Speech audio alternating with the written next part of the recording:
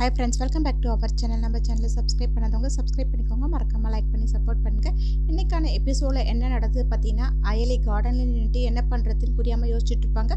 அப்போ அந்த இடத்துக்கு பத்மா பாட்டி போயிட்டு, என்ன அயலி யோசிச்சுட்டு இருக்க, தயவு செஞ்சு இந்த இடத்த விட்டு கிளம்பி போய்டு, அவளுங்க சொல்கிற எதையுமே கேட்காத அப்படின்வாங்க. அயலி பார்த்தீங்கன்னா, நான் அம்மாவுக்கு சத்தியம் பண்ணி கொடுத்துருக்கேன் அப்படின்வாங்க. அதை கேட்ட பாட்டி வந்துட்டு, அவளுங்க விஷம் குடிக்கிறேன்னு சொன்னால் அதை நீ நம்பிட்டு இருப்பியா? அவங்க எப்படின்னா போகட்டும், உன்னோட வாழ்க்கையை பாழாக்கிறதுக்கு தான் அவங்க பார்த்துட்ருக்காங்க. நான் சொல்கிறத கேளு, தயவு செஞ்சு இங்கேருந்து கிளம்பி போய்டு அப்படின்வாங்க. இதெல்லாம் பார்த்தீங்கன்னா சிவா தூரமாக நின்று பார்த்துட்ருப்பாங்க. அயலி எதுவுமே பேச மாட்டாங்க. அப்போ பத்மா பாட்டி வந்துட்டு, அப்போது நான் சொல்கிற எதையுமே நீ கேட்க மாட்டேன், இங்கேயே இருந்து அவளுங்க சொல்கிற மாதிரி அவனை கல்யாணம் பண்ணிவிட்டு உன்னோட வாழ்க்கையை சீரழிச்சிக்க போகிற, அப்படி தானே? இதெல்லாம் பார்த்துட்டு என்னால் சும்மா இருக்க முடியாது, அதனால் நான் உயிரோடவே இருக்க போகிறது கிடையாது, ஏன் பணத்து மேலே உன்னோட கல்யாணம் வேணும்னா நடக்கட்டும் அப்படின்வாங்க. அதை கேட்ட உடனே அயலி வந்துட்டு, என்ன பாட்டி இப்படி பேசுகிற, எனக்கு நீயும் சிவாவும் தானே இருக்கும் அப்படின்னு வந்து சொல்லுவாங்க. அதை கேட்ட உடனே பாட்டி, அதான் நாங்கள் இருக்கோன்னு தெரியுதுல்ல, அப்புறம் எங்கள் பேச்சையை நீ ஏன் கேட்கவே மாட்டுற, தயவு செஞ்சு நான் சொல்கிறத கேளு, நான் இல்லைன்னா என்ன பண்ணுவேன்னு சொல்லிட்டு கோமா பேசிட்டு அங்கேருந்து போயிடுவாங்க. அயலி பற்றினா எதுவுமே புரியாமல் யோசிச்சுட்டு நின்றுட்டுருப்பாங்க. இங்கே இந்திராணி அவங்க பொண்ணுக்கு கதை சொல்லிட்டு இருப்பாங்க. அப்போ அந்த இடத்துக்கு சத்யபிரியான்ற ஒரு பொண்ணு போயிட்டு, கபிலன் என்னை லவ் பண்ணி ஏமாத்திட்டாரு அப்படின்வாங்க. அதை கேட்ட உடனே இந்திராணி செம்ம டென்ஷன் ஆகிட்டு, கபிலா அப்படின்னு வந்து கத்துவாங்க.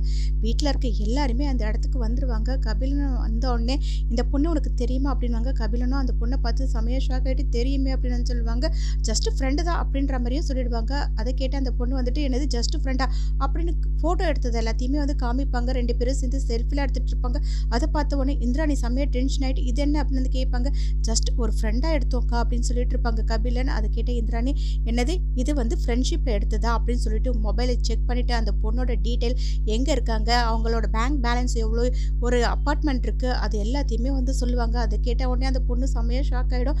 அங்கே தான் காளியா பண்ணிட்டு இருப்பாங்க. அவர் வந்து யோசிப்பார், எப்படியோ இன்னைக்கு ஒரு விக்கெட் போயிடும், இந்த கபிலன் இல்லாமல் ஆக்கிடலாம் அப்படின்ற மாதிரி அவங்க பார்த்துட்டு இருப்பாங்க. ஆனால் அதுக்குள்ளேயே பார்த்தீங்கன்னா இந்திராணி அந்த பொண்ணோட டீட்டெயில், அது ஒரு ஃப்ராடு, நிறைய பசங்களை ஏமாற்றி இந்த மாதிரி ஃபோட்டோ எடுத்திருக்க எல்லா டீட்டெயிலையும் சொன்ன உடனே அந்த பொண்ணுக்கு செம்ம ஷாக் ஆகிடும். உடனே இந்திராணி வந்துட்டு, இப்போ ஒழுங்கு மரியாதையாக உண்மையை ஒத்துக்கிறியா, இல்லை நான் ப்ரெஸ்ஸாக கூப்பிட்டுமா அப்படின்னு வந்து கேட்பாங்க. அதை கேட்டு அந்த பொண்ணு வந்துட்டு, சாரி மேடம் சொல்லிட்டு அங்கேருந்து அலறி அடிச்சு ஓடிடுவாங்க. இதை பார்த்த காளியப்பா வந்துட்டு, நல்ல வேலை நம்மளும் அந்த பொண்ணு காட்டி கொடுக்கலன்னு நினச்சிப்பாங்க. இந்திராணி செம கோவமாக கபிலனை பல்லார்னு அரைஞ்சிருவாங்க. வீட்டில் இருக்க யாருமே இதை எதிர்பார்க்கவே மாட்டாங்க. கோவமாக அங்கேருந்து கிளம்பி போயிடுவாங்க. எல்லாருமே அங்கங்கே போனதுக்கப்புறம் அவங்க அம்மா போயிட்டு கபிலனை சமாதானப்படுத்துவாங்க. கபிலன் கோவமாக அங்கேருந்து கிளம்பி போயிடுவாங்க. இங்கே ஜமுனா பார்த்தீங்கன்னா, பொண்ணுக்கு வந்து மாப்பிள்ளையை பிடிச்சிருக்கான், கல்யாணத்தை நம்ம சீக்கிரமாகவே நடத்திடலாம் அப்படின்னு சொல்லுவாங்க. அதை கேட்ட மாப்பிள்ளை வீட்டுக்காரங்க, என்னங்க இப்போ தான் ஒரு மாதிரி பேசிட்டு போனீங்க, அதுக்குள்ளேயும் பொண்ணு பிடிச்சிருக்குன்னு சொன்னாங்கன்னு வந்து சொல்கிறீங்க, நீங்கள் பொண்ணை கூப்பிடுங்களேன் அப்படின்னு வந்து சொல்லுவாங்க. அப்புறம் ஜமுனா யோசிச்சுட்டே இருக்கிறத பார்த்துட்டு, சரி ஓகேங்க, பொண்ணுக்கு ஓகேன்னு சொல்லிட்டீங்க, கல்யாணத்தை நம்ம எப்போ வச்சுக்கலாம் அப்படின்னு கேட்பாங்க. அதை கேட்ட ஜமுனாவும், நீங்கள் சொல்கிற நாள்லேயே நம்ம சீக்கிரமாகவே கல்யாணத்தை நடத்தலாம், ஏன்னா இவளுக்கு கல்யாணம் ஆனதுக்கப்புறம் தானே அடுத்த தங்கச்சிங்களுக்கு கல்யாணம் ஆகணும், கல்யாணத்துக்கும் உங்களுக்கு என்னெல்லாம் பண்ணணுன்றத சொல்லுங்கள் அப்படின்னு வந்து கேட்பாங்க. அதை கேட்ட மாப்பிள்ளை வீட்டுக்காரங்க, அதெல்லாம் எங்களுக்கு ஒன்றும் தேவையில்லைன்னுவாங்க. இதை பார்த்த பாட்டி வந்துட்டு, ஆமாம் அப்படியே இவங்க செஞ்சுட்டாலோ அப்படின்ற மாதிரி பார்த்துட்டு நின்றுட்டு இருப்பாங்க. பாட்டியும் சாமி கிட்ட போய் வேண்டிப்பாங்க, கடவுளே ஏன் எனக்கும் என்னோட பேத்திக்கும் இப்படி ஒரு சோதனையை கொடுக்குற, உன்னை தானே நாங்கள் நம்பிட்டுருக்கோம், அயலிக்கு மட்டும் ஏதாவது ஒரு தப்பான விஷயம் நடந்தது, அதுக்கப்புறம் நான் உயிரோடவே இருக்க மாட்டேன் கடவுளே அப்படின்னு வேண்டிக்கிட்டு வெளியே பார்த்துட்டு இருப்பாங்க. இங்கே அயலி பார்த்தீங்கன்னா யோசிச்சிட்டே இருப்பாங்க. சிவா போயிட்டு, எனக்கு சரியான கோவம் வந்துட்டுருக்கு, அதான் பாட்டி சொன்னாங்களே, நீ ஏன் எதுவுமே பேசாமல் அமைதியாக இருக்க, கொஞ்சம் நான் யோசிச்சு பாரு, நீ அவங்க பண்ணுறதுக்கு எல்லாத்துக்குமே நீ அமைதியாகவே இருந்தால் என்ன அர்த்தம் அப்படின்வாங்க. அதை கேட்ட அயலி வந்துட்டு, என்ன இருந்தாலும் என்னோடய சித்தி வந்து என்னை கேட்டிருக்காங்களே, நான் என்ன பண்ணுறது அப்படின்வாங்க. அரை மணி நேரம் தான் வர டைம் கொடுத்துருக்காங்கன்றதையும் சொல்லுவாங்க. அதை கேட்ட சிவா செம்மையாக டென்ஷன் ஆகிட்டு, அப்போது நீ என்ன பண்ண போகிற, அந்த பையனை கல்யாணம் பண்ணிக்க போறியா அப்படின்வாங்க. அதான் சித்தி வந்து இப்படி பேசுனதுக்கப்புறம் நான் என்ன பண்ணுறதுன்னு புரியல, அப்படி யோசிக்கிறேன் அப்படின்வாங்க. என்ன அயலி யோசிச்சுட்டு இருக்கேன்னு சொல்கிறேன், இங்கே பாரு அவங்க பேச்செல்லாம் கேட்காத, எனக்கே அந்த அளவுக்கு கோவம் வருது, தயவு செஞ்சு நான் சொல்கிறத கேளு அப்படின்னு வந்து சொல்லிட்டு இருப்பாங்க. அயலி பார்த்தீங்கன்னா எதுவுமே பேசாமல் அமைதியாக இருக்கும்போது, என்ன நீ யோசிக்கிற, எனக்கு ஒன்றுமே புரியவே இல்லை அயலி, தயவு செஞ்சு நான் சொல்கிறத கேளு, உன்னோட வாழ்க்கையை நீ வீணாக்கிக்காத அப்படின்னு வந்து அவர் கோவமாக பேசிகிட்டு இருப்பாங்க. அதுக்கு அயலி வந்துட்டு, நான் என்ன பண்ணுறது சீனியர் பேசிகிட்டே இருக்கும்போது போலீஸ் கமிஷனர் கால் பண்ணிவிட்டு உங்களுக்கு சீக்ரெட்டான ஆப்ரேஷன் ஸ்டார்ட் ஆகிடுச்சு அப்படின்வாங்க. உடனே அயலி வந்துட்டு இல்லை சார் இங்கே எனக்கு கொஞ்சம் ப்ராப்ளமாக இருக்குது அப்படின்னு சொல்லுவாங்க.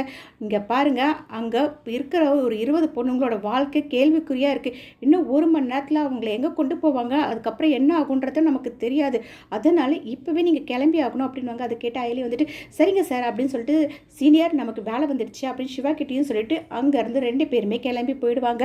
இங்கே பார்த்தீங்கன்னா ஒரு 20 பொண்ணுக்கிட்ட ஒரு இடத்துல கட்டி போட்டு வச்சுட்டு அந்த ஆண்டனின்றவங்க வர்மாவுக்கு கால் பண்ணி இங்கே பாரு பொண்ணு எல்லாமே பத்திரமா சீக்கிரமாக வந்து சேர்ந்துடும், எந்த ஒரு பிரச்சனையும் கிடையாது, 1 ஹவரில் அங்கே வந்துடுவாங்க அப்படின்ற மாதிரி தகவல் கொடுத்துட்டு ஃபோனை வச்சுட்டு பொண்ணுங்கிட்ட போய்ட்டு என்ன கடவுள் வந்து உங்களை காப்பாற்றுவார் நீங்கள் நினச்சிட்டு இருக்கீங்களா, அது எதுவுமே நடக்காது, இன்றைக்கி நீங்கள் எல்லாருமே பேக் ஆகுறீங்க அப்படின்ற மாதிரி பேசிகிட்டு இருப்பாங்க. கரெக்டாக அந்த இடத்துக்கு அயலி சிவா அவங்க டீம் எல்லாருமே போயிடுவாங்க. இவங்கள அங்கே இருக்க ஒரு ஆள் பார்த்துட்டு நேராக ஆண்டனி கிட்ட போய் போலீஸ் வந்துட்டாங்க அப்படின்வாங்க. இங்கே எப்படிடா போலீஸ் வந்தாங்க, சரி இந்த பொண்ணுங்களுக்கு எந்த ஒரு டேமேஜும் ஆகாமல் அவங்க கட்டை கழட்டி சீக்கிரட்டான இடத்துக்கு நம்ம கூப்பிட்டு போகணும் அப்படின்னு சொல்லிட்டு பொண்ணுங்களோட கை கால் கட்டை எல்லாமே கழட்டிட்டு அவங்கள சீக்கிரட்டான ஒரு இடத்துக்கு கூட்டிகிட்டு போயிட்டு இருப்பாங்க. அதுக்குள்ளேயும் பார்த்தீங்கன்னா இங்கே அயலி சிவா வர மாதிரி காட்டுவாங்க. இப்படி இந்த எபிசோட் 2 ஆகும். நெக்ஸ்ட் எபிசோட என்ன நடக்குதுன்னு நம்ம லைக் பண்ணி ஷேர் பண்ணுங்கள்.